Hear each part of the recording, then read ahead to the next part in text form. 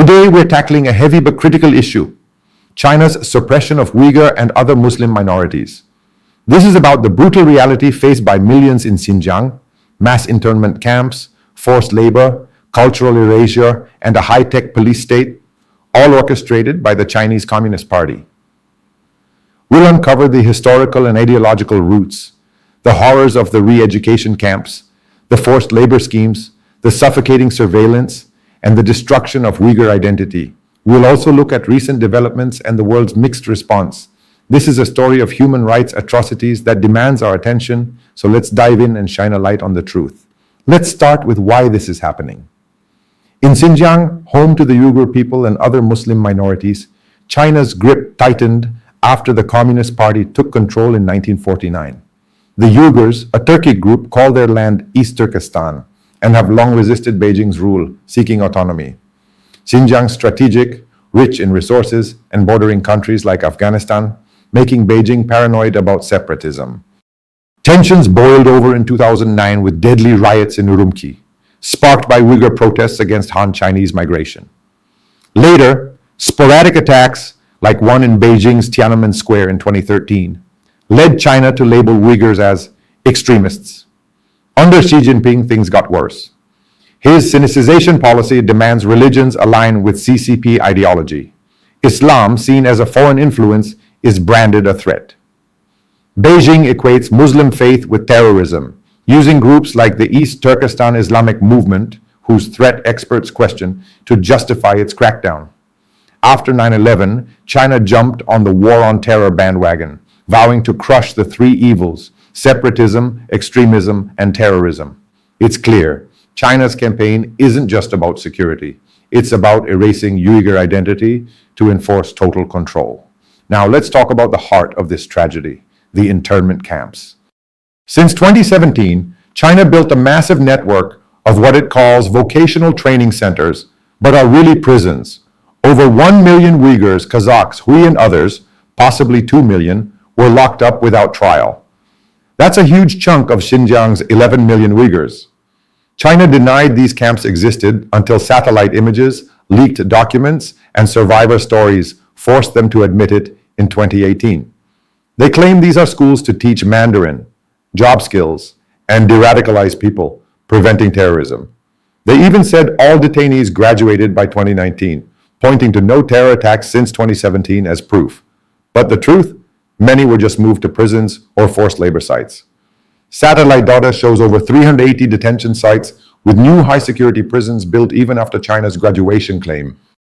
Inside, it's a nightmare.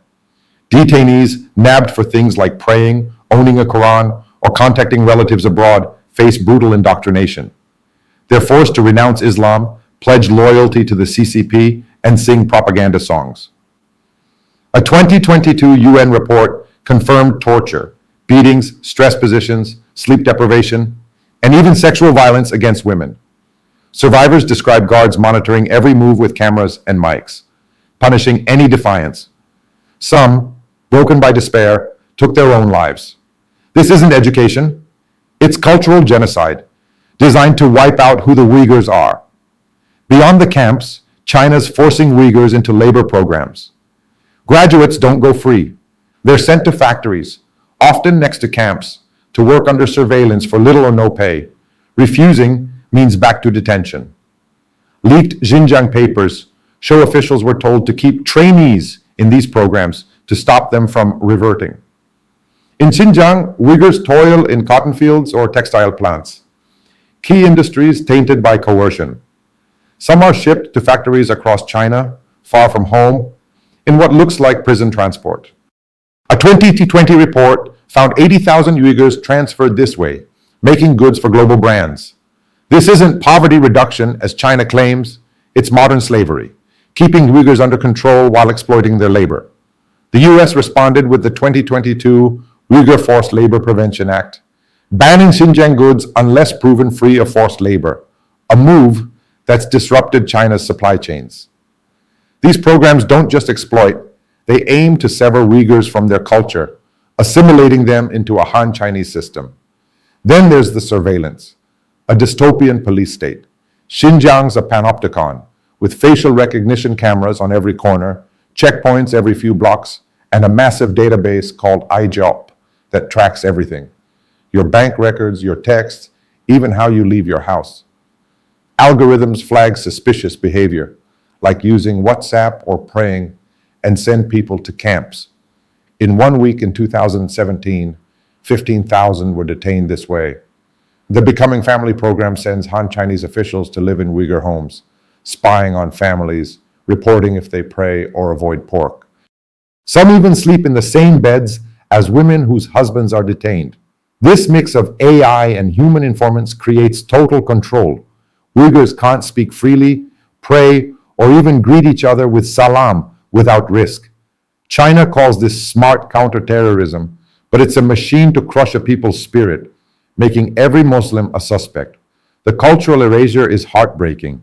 China's banned Islamic practices, praying, fasting, going to mosques. They've demolished or damaged 16,000 mosques, 65% of Xinjiang's total, ripping down domes and minarets. The few left are surveilled, forced to fly Chinese flags. Ramadan fasting is outlawed. Officials host feasts to catch Muslims abstaining. Halal food is targeted, with restaurants pressured to serve pork. Uyghur names like Muhammad are banned, and parents face forced sterilizations or IUDs to limit births. Birth rates in Uyghur areas dropped 84% from 2015 to 2018. Some call this genocidal. Schools teach only Mandarin, erasing Uyghur language. Cultural festivals are stripped of meaning, and thousands of Uyghur kids are in state boarding schools, raised to love the CCP and forget their roots. This is a deliberate assault to replace Uyghur identity with a secular, CCP loyal one. What's happened lately? By 2025, China claims Xinjiang is stabilized, saying camps are closed and detentions are now lawful. But many camp detainees were just sentenced to long prison terms, 500,000 prosecuted since 2017. Surveillance and religious bans persist. In 2022, China staged PR tours for diplomats, showing happy Uyghurs, but kept real sites off limits. A UN visit that year was stage managed, yet their report called out possible crimes against humanity. China tried to bury it, calling it disinformation. Some camps are repurposed, but prisons are packed, and Uyghur birth rates stay low due to forced controls. Han Chinese migration continues diluting Uyghur presence.